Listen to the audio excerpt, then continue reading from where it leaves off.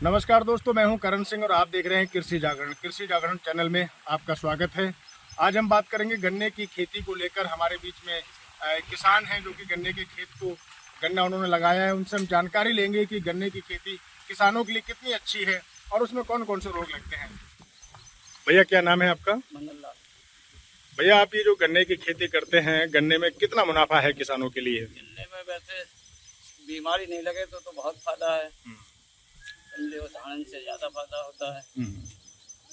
अच्छा, तो इसमें जो लगने वाले रोग हैं वो कौन कौन से रोग हैं जिनको रोकना चाहिए? ये सूखा रोग है। समझो, फिर चीटी, सुड़ी, ये तो दवाई मिलती है गन्ने की। ये सूखे की रोग की मिलती है, वो रुकता नहीं है। अच्छा, क्या कहना चाह रहे हैं किसान भाइयों के लिए कि गन्ने की खेती कैसे करना चाहिए और कुछ सुझाव देना चाह रहे हैं?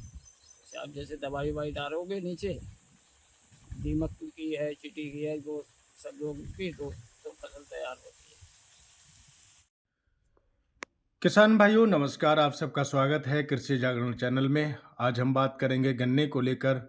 गन्ने की बुवाई कब होती है, गन्ने की अधिक पैदावार के लिए कौन कौन सी खाद डालें, कौन सी किस्म का हम गन्ना लगाएं, क्योंकि गन्ना भारत का सबसे महत्वपूर्ण फसलों में से एक फसल मानी जाती है और ख़ास तौर से उत्तर प्रदेश के तमाम जगहों में गन्ने की अधिक पैदावार होती है, जिससे अच्छी किस्म का गन्ना लगाकर किसान अच्छी खासी रकम पैदा कर सकते हैं, अच्छे खासा मुनाफा गन्ने की फसल से हासिल कर सकते हैं।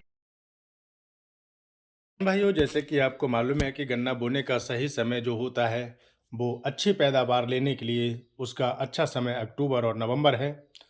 बसंतकालीन में भी गन्ना फरवरी मार्च में लगाना चाहिए।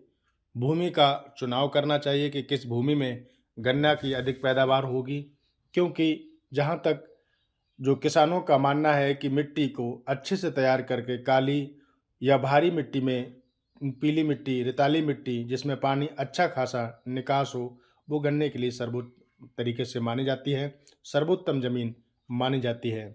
क्योंकि गन्ना अपने आप में जो गन्ने की लगाई होती है, गन्ने की जो खेती होती है, वो मुख्य रूप से फरवरी या फिर मार्च में की जाती है। अगर हम शरद ऋतु में अर्थात सर्दियों में बात करें तो 75 सेंटीमीटर की दूरी पर, और अगर बसंत ऋतु की हम बात करें तो सर्दियों और गर्मियों के बीच के समय में खेती की जा रही है, जो कि 20 सेंटीमीटर की दूरी पर नालियां खोदी जाती हैं। गन्ने की बुआई की अगर हम बात करें तो नाली में गन्ने की बुआई की जाती है, उसकी नाली बनाकर गन्ने की बुआई करते हैं।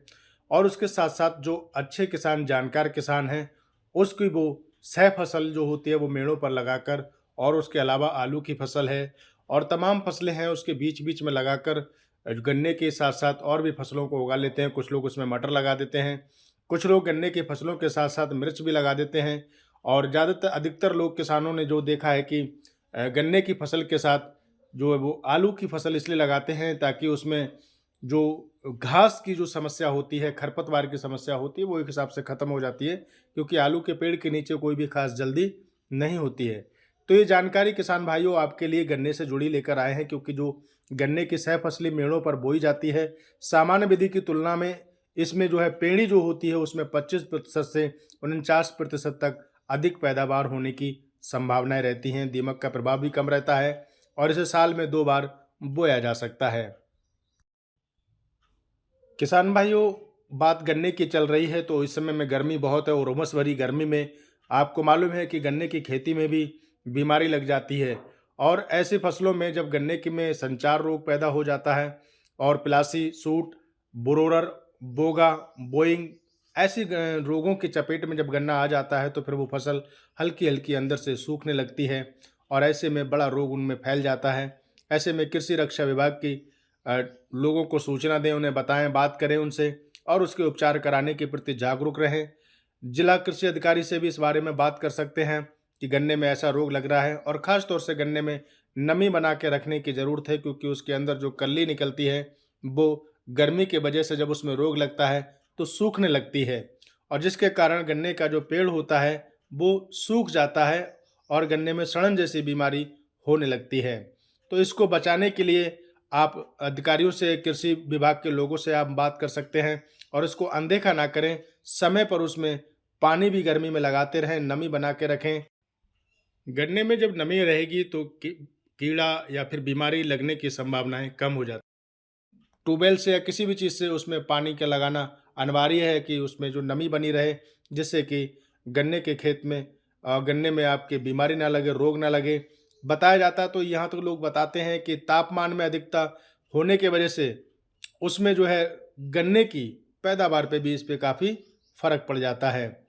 और इसलिए समय-समय पर इनमें तमाम जो है दवाइयाँ जो आती हैं उनको भी डॉक्टरों की सलाह से या फिर उनके जो सलाहकार होते हैं कृषि के क्षेत्र से, अधिकारी लोग या विभाग के लोग, उनसे भी आप बीच-बीच में संपर्क करते रहें, जिससे कि आपका गन्ना एक अच्छी पैदावार दे और उसमें किसी भी प्रकार का रोग ना लगे।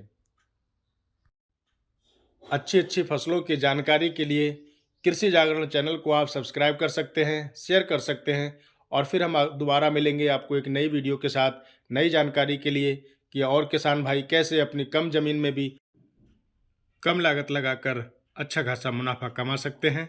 इसके लिए देखते रहें हमारे साथ कृषि जागरण चैनल। नमस्कार।